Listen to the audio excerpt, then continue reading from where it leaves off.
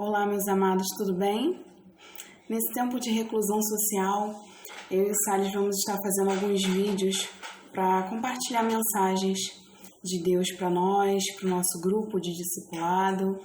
É um tempo diferente, né? Algo que nós nunca pensamos estar passando, agora por esse período de afastamento social mesmo. Mas nós cremos em Deus que vai passar e vai passar logo. E nós vamos louvar o Senhor por isso. Amém? Eu tenho um título de uma mensagem para compartilhar com vocês. Esse título é: Seja um mensageiro de boas notícias. O Senhor me deu essa palavra e se encaixa perfeitamente no momento atual, né, que nós estamos vivendo. Eu gostaria de relembrar a trajetória de Josué e Caleb. Queria que vocês abrissem a palavra comigo em Números capítulo 13. Primeiro a gente vai ler do versículo 1 ao versículo 3, tá? E depois a gente vai para o versículo 17 ao 20, tá bom? Vamos lá. Disse o Senhor a Moisés: Envia homens que espiem a terra de Canaã, que eu hei de dar aos filhos de Israel. De cada tribo de seus pais enviareis um homem, sendo cada qual príncipe entre eles. Enviou-os Moisés do deserto de Parã, segundo o mandado do Senhor. Todos aqueles homens eram cabeças dos filhos de Israel. Amém. Agora a gente vai estar lendo do versículo 17 ao versículo 20, tá? Enviou-os, pois, Moisés a espiar a terra de Canaã. E disse-lhes: Subi ao Neguebe e penetrai nas montanhas. Vede a terra que tal é, e o povo que nela habita, se é forte ou fraco, se poucos ou muitos, e qual é a terra em que habita, se boa ou má, e que tais são as cidades em que habita, se em arraiais, se em fortalezas, também qual é a terra, se fértil ou estéril, se nela há matas ou não. Tende ânimo e trazei do fruto da terra. Eram aqueles dias, os dias das primícias das uvas. Então, o que nós temos aqui nessa passagem, né? Moisés ordenando aqueles chefes, né? Para que fossem espiar a terra que eles deveriam habitar, que o Senhor tinha prometido a eles anteriormente. E Moisés queria uma coisa, ele queria o relatório, né, de todos aqueles homens que estavam indo. Ele queria esse relatório, tá? E é o que a gente vai ter agora aqui no capítulo 13 mesmo, do versículo 25 ao 33.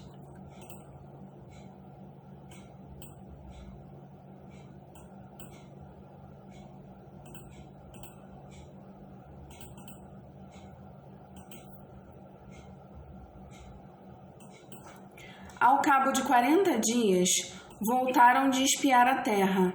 Caminharam e vieram a Moisés e a Arão e a toda a congregação dos filhos de Israel no deserto de Parã a Cádiz. Deram-lhes conta a eles e a toda a congregação e mostraram-lhes o fruto da terra. Relataram a Moisés e disseram: Fomos à terra que nos enviaste, e verdadeiramente mana leite e mel. Este é o fruto dela. O povo, porém, que habita nessa terra é poderoso, e as cidades muito grandes e fortificadas. Também vimos ali os filhos de Anak. Os amalequitas habitam na terra do Neguebe, os heteus, os jebuseus e os amorreus habitam nas montanhas. Os cananeus habitam ao pé do mar e pela ribeira do Jordão. Ou seja, aqui eles estavam fazendo um relatório. O relatório era único, tá? Eles foram lá, fizeram um resumão, falaram: Moisés, é isso aqui. Tem isso e aquilo outro nessa terra, tá? É isso que a gente tem para dizer para você. Nós temos esse quadro. Até aí, ok, tá? Eles não estavam sendo ignorantes pelo que estavam vendo. Eles estavam relatando tudo. O que muda? O que muda é a percepção dos fatos, que a gente vai ver agora aqui no versículo 30. Então Caleb fez calar o povo perante Moisés e disse: Eia, subamos e possuamos a terra, porque certamente prevaleceremos contra ela. Porém, os homens que com ele tinham subido disseram: não poderemos subir contra aquele povo, porque é mais forte do que nós. E diante dos filhos de Israel, infamaram a terra que haviam espiado, dizendo: a terra pelo meio da qual passamos a espiar é terra que devora os seus moradores. E todo o povo que vimos nela são homens de grande estatura. Também vimos ali gigantes, os filhos de Anak são descendentes de gigantes. E éramos aos nossos próprios olhos como gafanhotos, e assim também o éramos aos seus olhos. O que acontece? Caleb estava dando uma palavra de ânimo aqui para o povo, né? Subamos e possuamos a terra. Ele tinha certeza daquela promessa que chegaria a eles. Qual era a visão de todo o resto que fez o mesmo relatório que ele? Não. Aos nossos olhos, nós somos como gafanhotos para eles. E aos olhos deles também, nós somos como gafanhotos. Eles estavam falando algo que eles achavam e algo que eles temiam. Eles tinham medo de possuir aquela terra. Eles tinham medo de chegar e avançar. Na verdade, eles não confiaram na promessa de Deus para eles. Eles ficaram com medo daquele relatório, do que eles viram, se esquecendo do poder de Deus sobre a vida deles, e começaram a temer. E começaram a achar que, aos olhos deles, também eles eram como gafanhotos. Na verdade, não era bem assim, né? Na verdade, o que eles tinham era medo, o que eles tinham era descrença, o que eles tinham era pavor, né? Eles sabiam que tinha algo bom reservado para eles, logo depois, mas eles temiam o que estava por vir, né? Então, eu queria compartilhar com vocês agora aqui, no capítulo 14 de Números mesmo, tá? Números, capítulo 14, do versículo 1 a 11. Para a gente fechar aqui a nossa mensagem hoje. Levantou-se, pois, toda a congregação e gritou em alta voz, e o povo chorou aquela noite. Todos os filhos de Israel murmuraram contra Moisés e contra Arão. E toda a congregação lhes disse: tomara tivéssemos morrido na terra do Egito, ou mesmo neste deserto. E por que nos traz o Senhor a esta terra, para cairmos à espada e para que nossas mulheres e nossas crianças sejam por presa? Não nos seria melhor voltarmos para o Egito? E diziam uns aos outros: levantemos um capitão e voltemos para o Egito. Então Moisés e Arão caíram sobre o seu rosto perante a congregação dos filhos de Israel.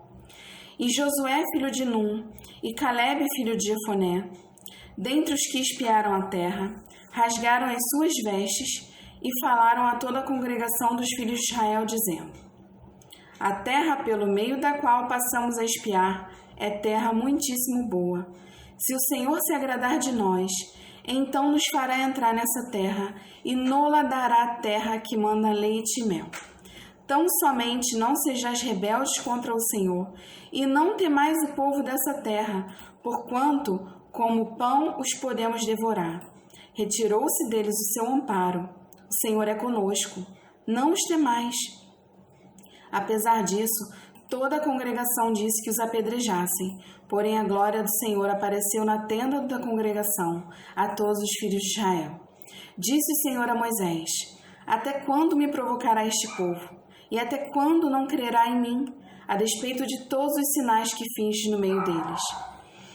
É muito parecido, né, com o que estamos vivendo hoje. Eles tinham o mesmo relatório e o que mudava era a percepção dos fatos, a visão que eles tinham daquilo e a confiança que eles tinham em Deus para passar por aquilo, né, até alcançar a promessa que o Senhor tinha reservado já para eles. Então, Josué tinha uma palavra de ânimo também. Ele falou que como pão nós os devoraremos. Né? Ele sabia que o poder de Deus era com eles, estava com eles. Né? E eu escrevi uma mensagem que diz assim: o que podemos concluir disso? Sejamos nós os portadores de boas notícias. Nós não ignoramos o atual momento do mundo hoje, mas que nossa oração neste momento seja para aqueles que ainda não têm o Senhor em suas vidas e vivem sem esperança. Vamos compartilhar o que temos de mais precioso, que é a salvação. E vamos nos lembrar das promessas. Não vamos morrer, vamos viver. E vamos contar os feitos do Senhor. Amém? Eu tenho certeza que não importa o que estamos vivendo, não importa se já passamos por isso ou não, não importa se nós não sabemos o dia de amanhã, o que importa é a nossa confiança no Senhor. Ele que nos protege, Ele que nos guarda. O que a gente está fazendo com o que Ele nos deu, com o que Ele nos prometeu? Sabe, eu fico pensando, Moisés falava face a face com o Senhor, mas tem algo muito importante. O Espírito Santo, que é o Espírito de Deus, habita dentro de nós. Moisés não tinha Deus habitando dentro dele. Nós temos. O poder que Moisés tinha, nós temos muito mais hoje. Um poder multiplicado, porque Deus habita dentro de nós. Então, o que a gente está fazendo com esse poder? Sabe, quando as pessoas nos veem, o que elas veem de fato? Pavor, medo, terror? O que a gente está compartilhando com os nossos familiares, nossos vizinhos, nossos amigos? O que a gente está compartilhando? Medo, terror, pavor? Ou a gente está compartilhando amor, esperança, Cristo? Cristo é aquele que pode salvar, curar, libertar de todo qualquer mal. Deus é maior do que qualquer mal. Nós vamos viver e comer o melhor dessa terra. Mas não é só isso que importa. Nós temos algo precioso demais, que é a salvação. E não importa se vamos viver 10, 20, 30, 50 anos além daqui. O que importa é como sairemos daqui. Fizemos tudo o que o Senhor mandou que fizéssemos?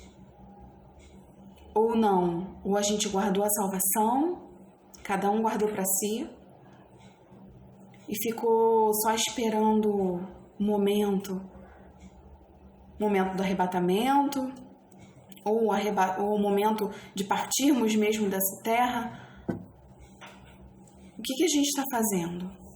Sabe, o Senhor tem me chamado a atenção para isso. E eu gostaria de compartilhar com vocês. Nós vamos viver, nós não vamos morrer.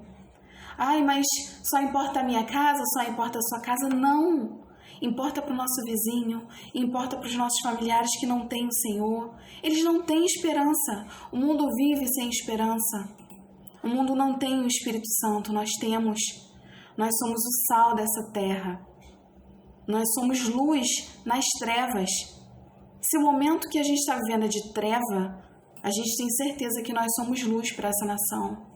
Há uma cura prometida. Há salvação para aqueles que não têm o Senhor.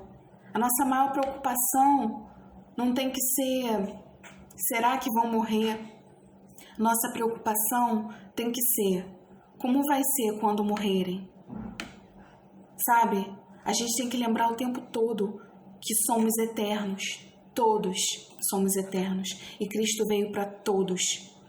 Nós temos uma escolha, passar por tudo isso, chorando, temendo, com medo, espalhando terror, mas nós temos outra escolha também, passar por isso, louvando ao Senhor, rendendo graças a Ele, confiando nele, dando palavras de ânimo para aqueles que estão ao nosso lado.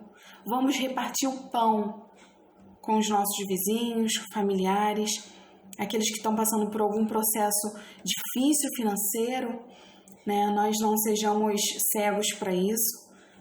Se você pode ajudar, não encolha a sua mão para isso. Se você tem 2 pães, dá um. Mas há algo maior do que tudo isso. Porque o que está aqui passa, mas o que está no alto é eterno. Que estejamos com isso dentro de nós, tá? Para finalizar, eu queria ler com vocês um versículo em 2 Crônicas. Abre lá comigo.